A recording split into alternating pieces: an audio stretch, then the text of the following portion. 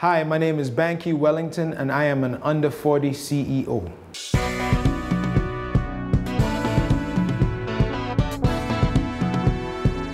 African Renaissance.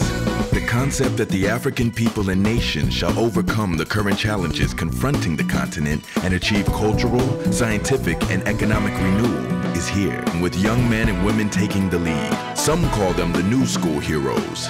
We call them under 40 CEOs.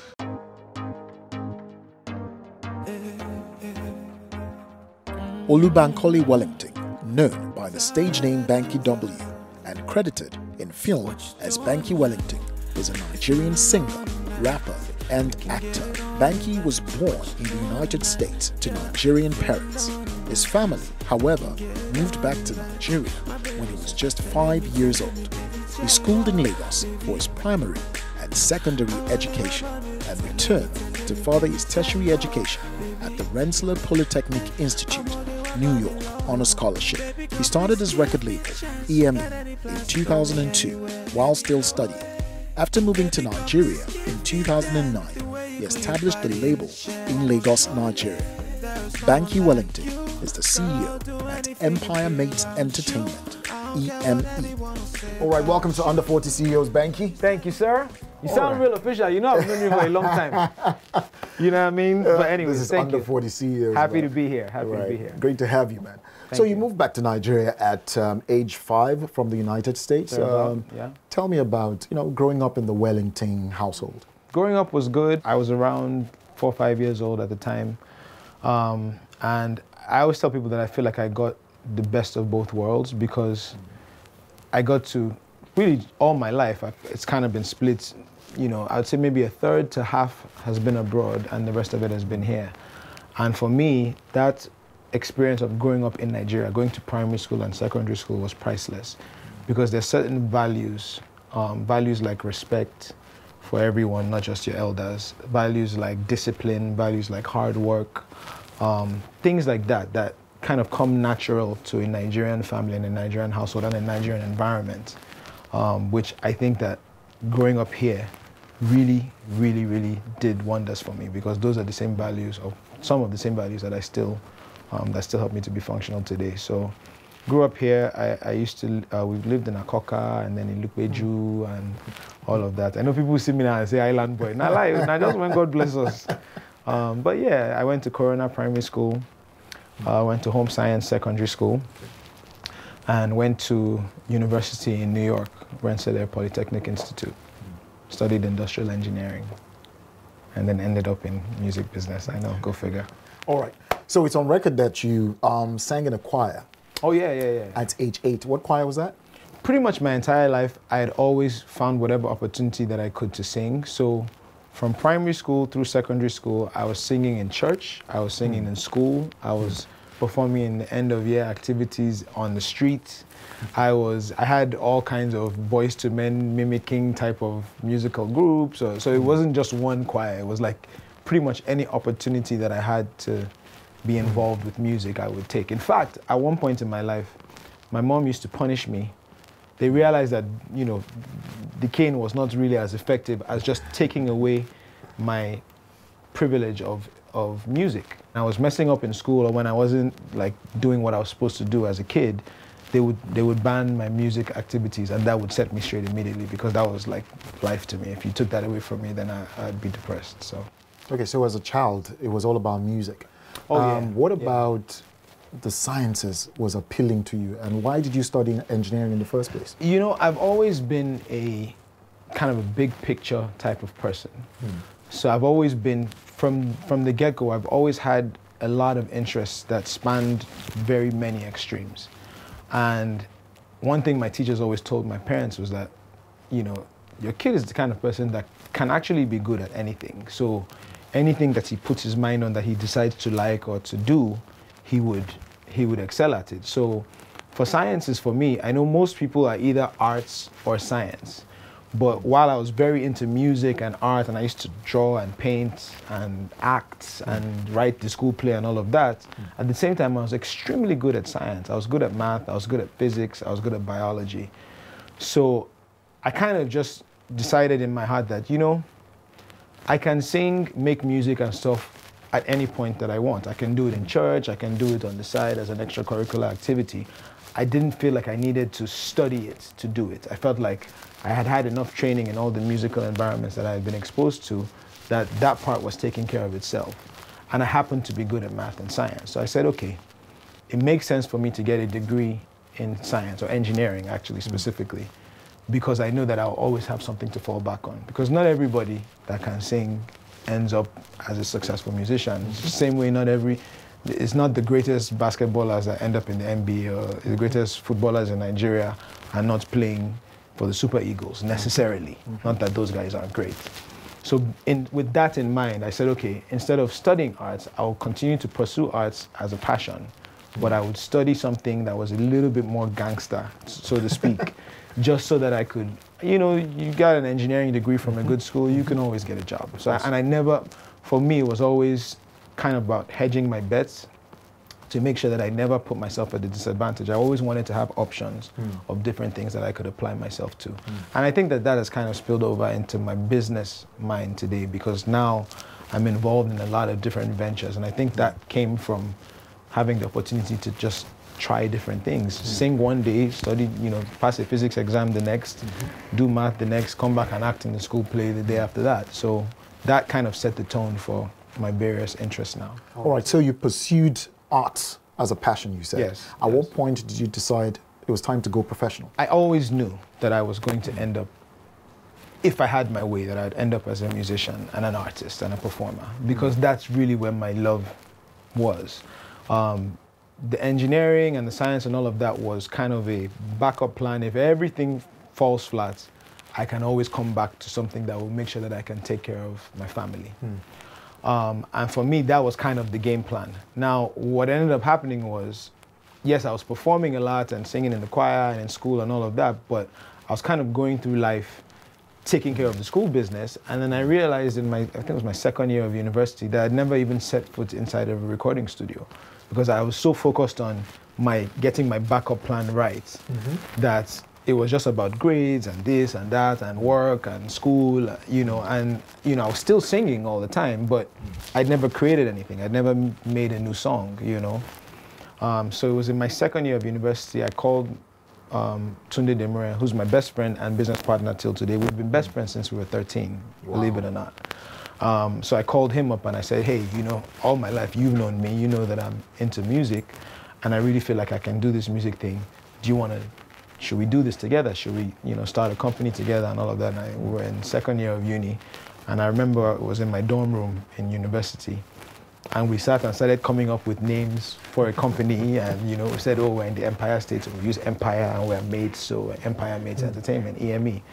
And actually, that's where E.M.E started from. So we started that in my dorm room and started saving all of our part-time job money while we were in school to pay for studio time.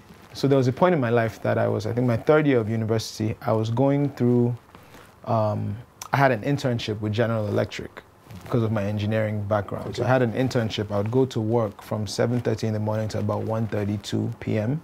Then I would go to class from that time till about 8 p.m. And then we would get in the car and drive 2.5 hours to Brooklyn from upstate New York. And I would record in the studio overnight till 2, 3 o'clock in the morning. And then we would drive 2.5 hours back upstate to go to work again the next morning at 8 a.m. Wow. And that was like my schedule consistently, a few days a week for like pretty much until I left uni at that point. Like that's all we were doing. In fact, it got so bad that one day I actually had a car accident because I was so tired that I fell asleep at the wheel. But you know, when you're passionate about something, you will find a way. So for me, it was like at that point, I knew that it was time to kind of focus on recording and making music professionally, but I was still taking care of business. So it was like, I was just pushing myself to the bone because I knew that this is what I wanted to do, but this is what I needed to do to pay those bills. Okay.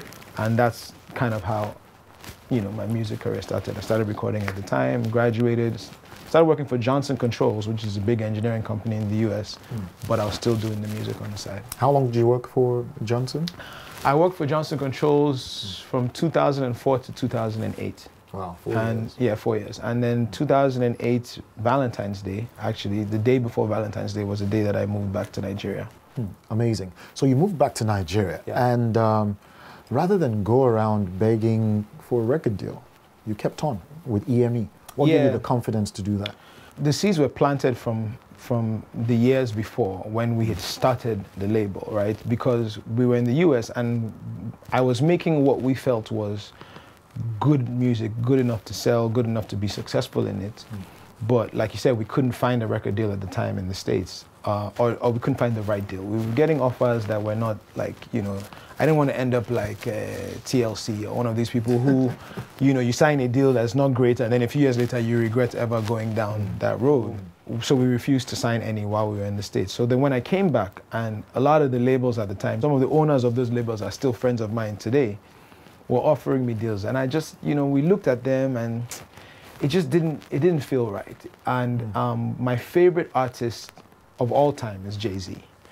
Not only because of his music, he's made fantastic, amazing music that I've grown up on, but also because of his business decisions. And I had read, like I studied him, I'd read interviews and stuff, and I knew the Rockefeller story, how they couldn't quite find the deal, so they just decided that they were going to go it alone. So him and Damon Dash put their money together, and I felt like that was what Tunde and I were doing. Like we'd been hustling, putting our money together and all of that. So I just decided that, you know what, if we're going to do this, we're going to do this our own way, and we'll just toe the line and do our best to make it work, and thankfully we did, and here we are. This is Under 40 CEOs. Banky W launched his label, E.M.E, with his best friend and partner, Captain Tunde Demore, as an undergraduate. The label would later grow to sign a few more successful artists, including Niola, Shady, Skills, and Wizkid. His breakthrough debut studio album, Back in the Building, was released in 2005.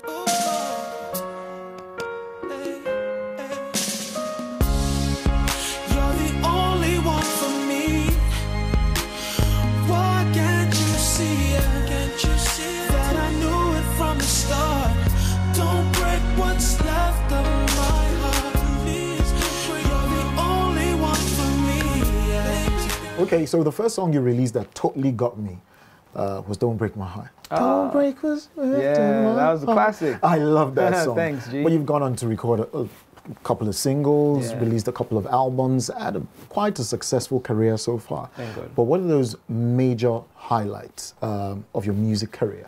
Highlights of my music career, you know, for me, you know, the moments that kind of stick out for me are not the moments that people would necessarily identify with, because I don't really focus on awards, you know, despite the fact that they're in the background on request of your production team.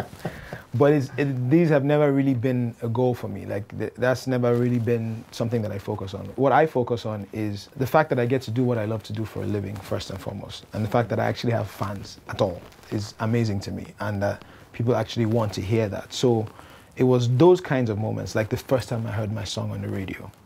We were driving, Tunde and I were driving, doing our normal upstate New York to Brooklyn parole, and we were on the highway and we were listening to the radio, and a program director just said, oh, you know, I caught wind of these guys, they're young guys, they're doing their music thing, and, you know, I heard the song, I thought it was dope. So you guys, you know, this kind of trash it or love it kind of thing. So it was like, I caught wind of the song and I like it, and he played My Regret on the radio. And then people started calling in and telling the guy that, oh, that's such a beautiful song, it's a beautiful song, you guys should add it to the playlist, da da da. And I didn't even know the guy. It's like the guy we'd never even met. But for the music to have traveled on its own, that a powerful enough radio personality was like, oh, I'm gonna play the song just because I like it. Those are the kinds of moments that were highlights for me, because at the time it was so difficult just trying to hold on to a dream. You know, like that's tough. You know, when it's only you and the people around you in your small circle that believe in what you're doing, and most people are like, okay, when you finish, just make sure you know, go back to school or, you know, whatever. So those were the things that let me know that, you know what, I'm not crazy. I can actually do this thing. And those were the little moments that helped me hold on to the dream, to say, I'm not going to give up on this. I'm not going to take no for an answer. This thing must work out. And I think it was moments like that. The first time I heard my song on the radio, the first time I got an opportunity to perform in Nigeria, the first time I did an actual interview at a radio station, you know, the first time I did my first video for My Regret, which, you know, it took us forever to save, I think it was like 6K or something to put, you know, to do. Those are the things that mean a lot to me, really, more than awards and all of that. Okay, I mean, I look at the growth trajectory for a musician like Sunny Ade. I mean, he's in his 60s, I believe, and he's still doing his thing. Yeah. But, I mean, there's this trend of younger artists just retiring. Will you ever retire? I used to flirt with the idea of retirement. But then I read somewhere a saying that went something like, musicians don't retire. They just stop when they have nothing left to sing about. Wow. And that spoke volumes to me. So for me, it became not so much about, oh, I'm too old to do this or I'm too young or whatever. It's more like, as long as I have something to say, as long as I have a story to tell, as long as I still have songs to write and sing or rap or whatever, I'll continue to do it. But I always wanted to be at the point where I can do it on my own terms. So I don't ever want to be starving because I don't have a song out on the radio or a video that's doing well. So I've kind of pursued many other interests, but I haven't stopped music yet. And until I really have nothing left to show or nothing left to talk about musically, I don't think I'll ever stop. You know, if Paul McCartney and Jay-Z and Co. are still doing their thing, King Sunny Ade are still doing their thing, if Two-Face is still doing his thing, then, you know, so until I have nothing left to say, I'll continue to do music. Okay, so at some point you decided to expand the portfolio of recording artists on your label. Why? Was it a purely business decision? It was a few things. One, God blesses you so that you can also be a blessing to others. That's kind of how I think about things. So as long as you remain a vessel that, you know, as God gives you blessings, pass it on and give somebody else the chance. And again, going back to the Jay-Z and the Diddy's and the Dr. Dre's and the Eminems, the people that I've always looked up to worldwide musically, they were always people who kind of broke in, became successful, and then turned around and said, okay, who else can I put on, right? So Dre put on Eminem, Eminem put on 50 Cent, 50 Cent put on G-Unit, Jay-Z put on Kanye West, who put on the whole of good music. So I've always admired that kind of passing on the baton and giving other people the chance to be successful. It's actually just as rewarding as working on at least for me, as working on your own stuff. So in fact, when we named the company E.M.E, the word empire was the key word because we wanted to build an empire through which other people could launch off and be successful and through which we could also branch out into other, you know, parts of business. So it was always in the plan. I mean, the people that I've always looked up to always had like other artists that they put on and stuff. So for me, it was like, I was just trying to get to the point where I was successful enough to justify now changing my attention a little bit and helping other people break into the business. And that really was what spawned the decision. Obviously, you pray for everybody that you work with to be successful. And for me, the key prayer is that everybody that we work with, artist or not, anybody that comes to work under us for a period of time, whenever that period of time comes to an end, they should be better off than when I met them. And so far, glory to God, that has been completely the truth. There's nobody that's, forget about the artists, the Whiz Kids and the Skills and the DJ Exclusives of the world. Even Suka Sounds, who's like now the most successful engineer in the business. Even Anuel, who's now a photographer. Even, you know, you name it, like TK. There's a lot of Mastercraft. There's a lot of people who we've kind of engaged over the years, and God has used the platform that He's given me to raise them up.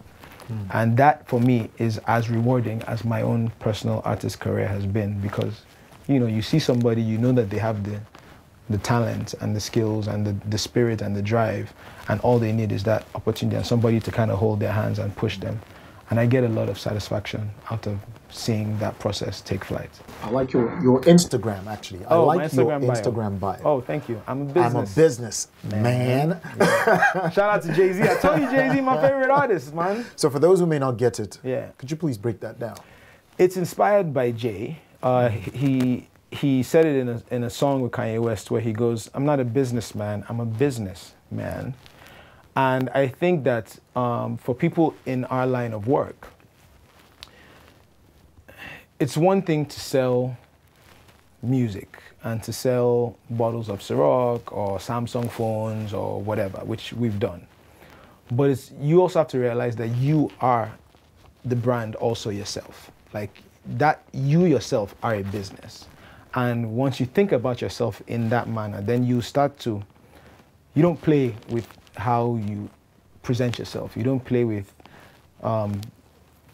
like just how you're perceived. How you're perceived. You don't play with the things that you're associated with. You don't play, it's like WizKid as a brand is as valuable as, I don't know, owning a bank, if done well. Do you know what I mean? So for people in the business, you have to realize that you yourself are the business. It's not just about what you're selling, it's about you and the things that you represent and the things that you speak for. And I've always believed that. And so when he said that line, it always stuck with me. And it's like, okay, that's what it is. I'm a business man. You've been an ambassador for quite a while. 6.5 years. 6.5 years. Yeah. How have you managed to keep this relationship going for this long? It's always been about value added. First of all, I like mutually beneficial business deals. I like deals where the person that I'm working with is gaining as much as I am. And for me, it's always been about value added. If I sign an endorsement deal and all I do is you call me, show up, I take your picture, I put it on a billboard or show up for this, video or photo shoot, and that's all I do and I go home, then that's not, they could use anybody for that. They could use literally any popular face or popular voice in the business can do that. It's just showing up. So for me, it's like, okay, what else do I bring to the table? Is it my skills in creating marketing campaigns? Is it my skills in actually being the person that shoots the commercial? Is it my skills in creating storylines or organizing the event or coming with creative, unique ideas that would help them sell what they're trying to sell and connect to the audiences they're trying to connect with? And I think that that's where a lot of artists or actors and so on and so forth miss it, because everybody prays for an endorsement deal. Sure. And then you get the endorsement deal and then you just show up, take a picture and go home and expect a paycheck. And at the end of that year, they're going to feel like, oh, you know what, maybe next year we'll use a different face for it because now, but for me, it's not that. It's about everything else. That's actually what adds value. You should only do endorsement deals or business situations with corporates when it's something that you actually like and something that actually fits into your life, something that it becomes part of your lifestyle. Because truth is, audiences don't want you to sell to them. The most effective selling is not selling at all. The most effective selling is just living. It's just it being part of your lifestyle. People see it. People know when you're being yourself, when you're being genuine, when you're, people that know me know that I love my phones. Like they know. They know you can't. You were just saying it like before we started filming, and I wasn't even trying to tell you that my phone is dope. We just happened to be talking about cameras, and I started explaining things to you, and it's like when it's a part of your lifestyle, when it's as an influencer. Now we're talking about influencer marketing. The most successful and the most dependable influencer marketing is influencer marketing that is lifestyle marketing. It's part of who you are. It's in your day-to-day. It flows naturally. Yeah. So for me, that's it. As a businessman, what would success mean to you? It's about when you get to a place where you're comfortable. So it's about comfort. It's about happiness.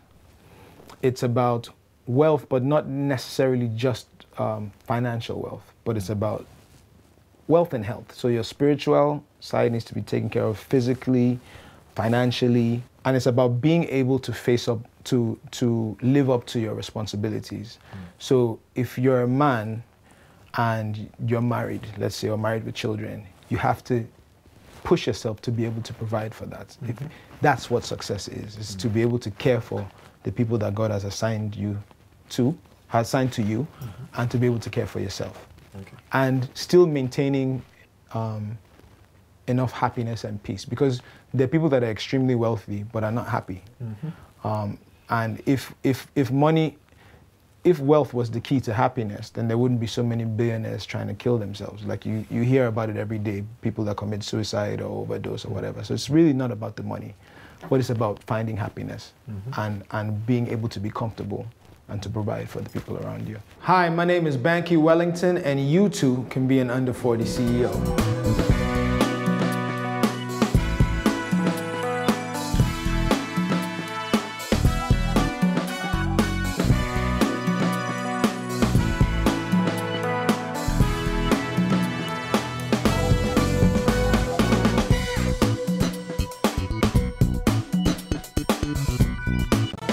This is Under 40 CEOs.